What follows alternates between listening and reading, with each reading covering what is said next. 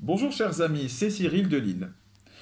Le fait divers du moment, c'est le meurtre de Thomas à Crépol. D'abord, le fait divers, dans la nuit de samedi 18 à dimanche 19 novembre, dans une fête de village à Crépol dans la Drôme, un garçon de 16 ans, Thomas, a été assassiné par des agresseurs d'une vingtaine d'années, des enfants d'immigrés arabes.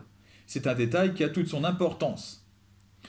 Les conséquences. Alors, il y a eu des marches blanches qui ont été organisées par des habitants du village qui sont légitimement choqués.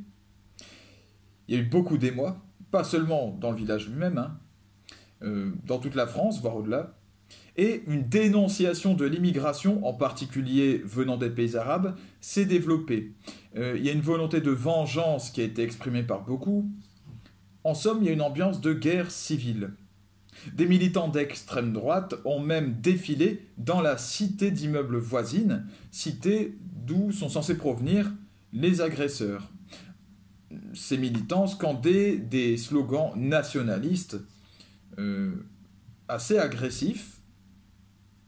Une ambiance donc de guerre civile qui règne comme en Irlande où il y a eu aussi une attaque à peu près dans le même ordre d'idée, une attaque au couteau, donc par un immigré, et à nouveau, là aussi, il y a des militants d'extrême droite qui ont exprimé un ras-le-bol qui est censé refléter celui de la population, d'après ces personnes-là, bien sûr. Et il y a une rumeur qui s'est développée sur la prétendue origine algérienne de l'agresseur, là-bas en Irlande, alors qu'aucune information n'a circulé. Et de violentes émeutes se sont développées à partir de là. Maintenant, attelons-nous à trouver la véritable raison, au fond. Ce que je crois, c'est que la montée des tensions entre Israël et la Palestine, qui a eu lieu récemment, et qui a touché le monde entier, a avivé énormément cette question du vivre ensemble, et de l'immigration, et donc forcément des méfaits commis par des immigrés. Et ça entraîne ce phénomène de l'intensification de la guerre entre Israël et la Palestine, ça entraîne une montée de toutes les autres tensions dans le monde entier. Les agresseurs de Thomas auraient exprimé d'ailleurs leur haine des Blancs et auraient... certains d'entre eux, en tout cas, auraient tenté de justifier leur geste ou leur absence de remords par le fait que Israël attaquait la Palestine avec le soutien de la France. Bon, alors voilà, quel est le rapport exact? Évidemment, au fond, il n'y en a pas. Et ça me permet d'arriver à la suite, la fin. Quel est notre véritable ennemi là-dedans? Qui triomphe? Et qu'est-ce qui est à combattre? Eh bien, ce qui est à combattre, c'est l'esprit de guerre qui se répand partout. Partout. Le pape François a parlé d'une guerre mondiale par morceaux, ce que nous vivons actuellement. Tous les conflits, sur n'importe quel sujet, toutes les divergences s'enveniment et deviennent prétexte à la violence, à la haine, à la guerre.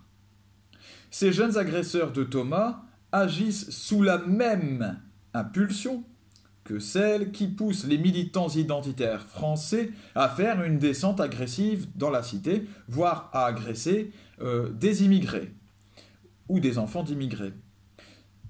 Ces agresseurs agissent sous la même impulsion que celle qui pousse les Irlandais en tout cas qui le font, à agresser des immigrés arabes en Irlande, à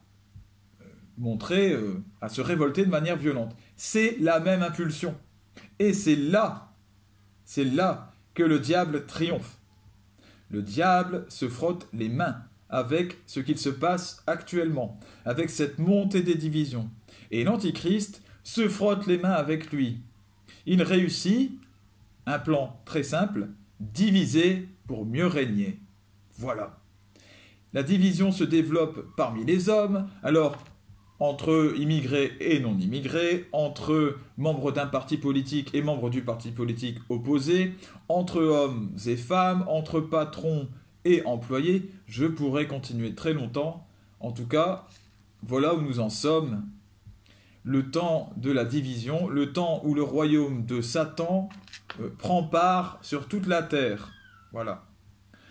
Et bien que Dieu vous permette d'y voir clair, de rester auprès de lui, gardez-vous de ces batailles, de ces divisions qui mènent à la guerre, et restez en paix, le cœur en paix. Aujourd'hui, c'est un choix, hein. C'est plus quelque chose qui est donné comme ça, c'est plus une forme de tranquillité de vie. Non, la paix devient un choix, il faut la demander. Et il faut la demander à celui qui est le Seigneur de toute paix, qui est Jésus-Christ. Eh bien, qu'il vous bénisse. À bientôt, les amis.